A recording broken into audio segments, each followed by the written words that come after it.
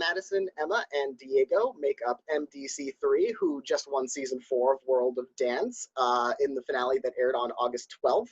So first off, it was kind of a historic win because every other winner before on World of Dance so far has been a hip-hop or a street-style performer. You're the first contemporary winners, and there have been a lot of great contemporary acts over the years. So what's it like to sort of break that ground as contemporary dancers? We feel very honored to be able to represent the contemporary world on World of Dance, and to be the first winner to represent that style is super great for us. And there's so many amazing contemporary acts on the show this season, and just to know that we made it and we won is just incredible. Yeah, it truly was like an experience I'll never forget, and just winning as the first junior contemporary act to win, I think it showcases contemporary, and we love contemporary so much, so we're glad we were able to do it justice. And the way this season was set up, you ended up being the only junior division team that made the world final. So was there any kind of sense of intimidation going into that last performance, since you're up against all upper division acts and you were the last teenage competitor standing? Definitely. We were very scared to go up against 3 acts that had a lot of age on us and had a lot of more experience than we've had. So we pulled up a lot and rehearsed our butts off in rehearsals, and it definitely paid off. Yeah, it was also nerve-wracking because the 3 acts we went against were so different from our style. So we had to make sure we did what we do best, and we had to make sure it would be enough to beat out all the other teams. Yeah, we knew it was anyone's game that night, so just always staying just confident and ready for anything that was going to happen. And you're teenage dancers, but you've been dancing quite a while, and you can tell from your dancing that you also had quite a lot of experience. How long have you been dancing together as a trio? About 6 years. Yeah, almost 7. Almost 7. So we've grown a lot of chemistry together, and we feel very comfortable with each other on the stage, which is what makes our performances so special. And as a viewer, what's interesting is that we see a lot of soloists and duos and a lot of larger groups, but seeing the particular kind of partnering that goes on with 3 members of a contemporary team made some really unique and interesting images and visuals and lifts and moves. How long does it take to kind of create that kind of intricate movement for one routine? What is the creative process, and how long does it take from start to absolutely ready on the day to perform? It takes us a while to come up with our lifts because we don't want anyone getting hurt, so we have to make sure they're safe and they're really strong, and they're not how do I say this, Scared. yeah, we have to make sure they're really safe. Yeah. Because we don't want to take risks and have someone get hurt. So Yeah, that can take a while. Some days we can be at the studio all day and we don't even get one thing done because we're still so picky on ourselves. We spend hours on end in the studio, and we like to find unique threading and partnering that's definitely out of the ordinary from what other people would think to do. So that's what makes us so unique. And the first 2 performances that you danced at the qualifiers and the duels, they told this continuous storyline of a love triangle. What made you decide to kind of continue that storyline in the duels? And had you considered maybe running that storyline through the entire competition, or did you always know that you wanted to kind of explore different stories while you were on the show?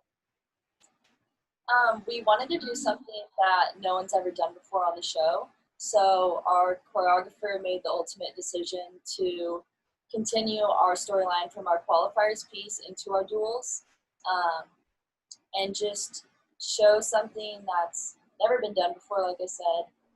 And then we never really thought about continuing a love story all the way through because we thought the judges would get bored of that and wouldn't want to see a love story in every single trio that we brought to the table.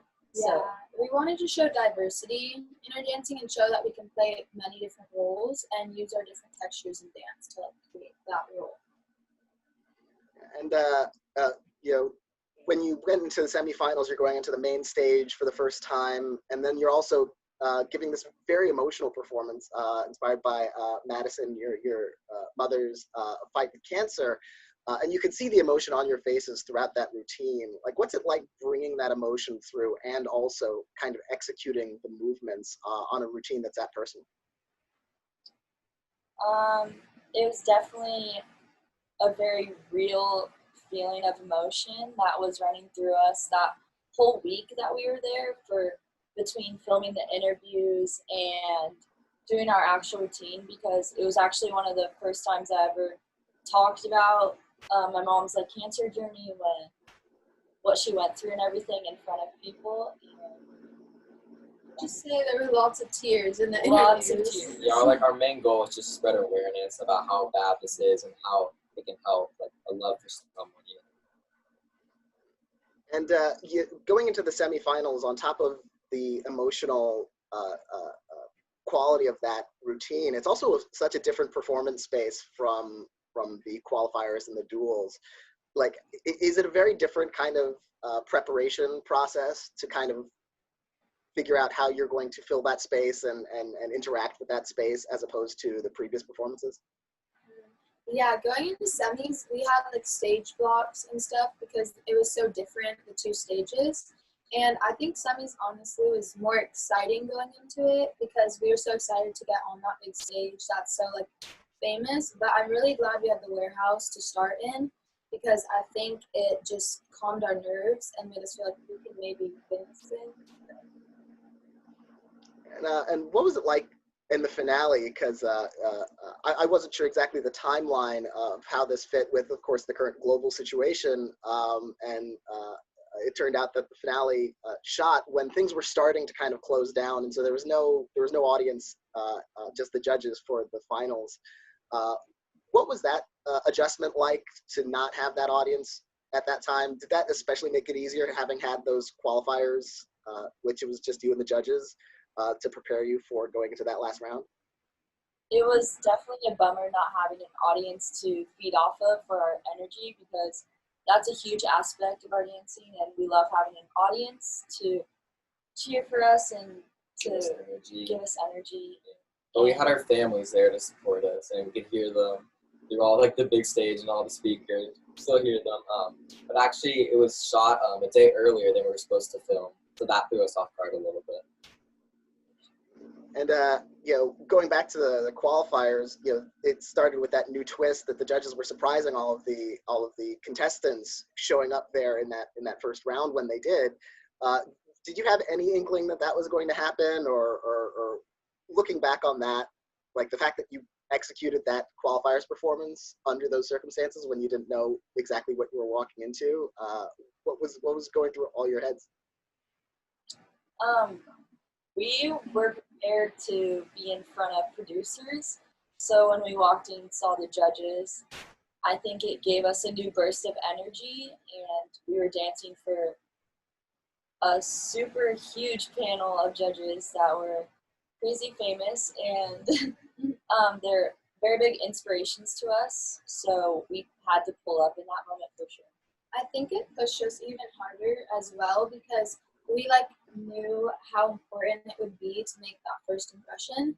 So we wanted to give it our all and just wow the judges. Yeah, we were always focused on one goal, and that was to make it to the finale. And we did that. And did because these routines are incredibly complex that you're learning and performing. Did you have a number of routines that you had already been working on that sort of became the routines that you performed on the show, or were you learning each one as each round came along? Because if so, that's either or is remarkable to me. But did you have any in your back pocket either? Yeah, since we've been doing trios for so long, we have a few of our signature lifts that we would put in, and those help. But we would also go off of the original lift since we were younger and make it something else, so it's harder. But that definitely helped and saved a little bit. Yeah, we came in to the first round with 3 dances in our pockets, and One was the redemption round that we never got into, but then we went back once we made it past the duels to our home studio, and we choreographed the semifinals and the final dance. And is there one routine out of the 4 that you performed that you would say was each of your favorites, or do you all have different favorites maybe? The semifinals was definitely my favorite because it's so personal to me. But yeah, definitely semifinals and the duels round was my favorite. Same for me. And now that you've won the competition, of course, it's $1 million grand prize. You know, any idea of where that money is? You know, how the money's going to be put to use, or what you'll be doing with it? I think we can all agree that we want to go on a shopping spree. Yes. Because new we clothes. put in a lot of hard work for it. And I'm moving to LA this year, so I want to save up for an apartment and probably save the rest of my money in a big account. Yeah, I'm gonna move to LA next year because I graduate, so definitely saving for like an apartment. I'm turning 16, so I want to get a car and have a really fun birthday party, and then all the rest will go to savings. And since you know the world has been in this like unprecedented situation with COVID-19 and lockdowns, and it's closed down so many entertainment and artistic industries, have you been able to stay active and artistic and creative even as things have been in this state of limbo? Yes, we're very blessed to have a dance studio to dance at during quarantine, and we get to take classes every week still. But we've been enjoying our break too. We got a lot of things planned. We're gonna actually choreograph a trio soon for Blake McGrath's new album, which is our uncle. So we're gonna do his music video, and we got a lot of projects. And you know, since you're also so young and still up and coming in the industry as dancers, you know, and of course this gives you an incredible amount of exposure. What are your kind of hopes and dreams for coming out of this into the future of your careers? I'm hoping to go on a world tour with an artist, and that's been one of my biggest dreams for as long as I can remember, and book as many dance jobs as I can, honestly. Yeah, my dream is to work in the dance industry, go on tour with an artist, and maybe like teach on a dance convention. Yeah, I have a few more years of training before I can start, since I have like 3 more years of dance in high school. But after that, I want to tour with an artist and become a choreographer. Well, I want to congratulate you guys again on your victory, winning World of Dance. It was great watching you guys kind of develop over the course of the season and show us different things. And best of luck on your. I'm sure you won't even need luck for the rest of your careers because you're also incredibly talented. Thank you so much. Thank you for having us. Nice meeting you.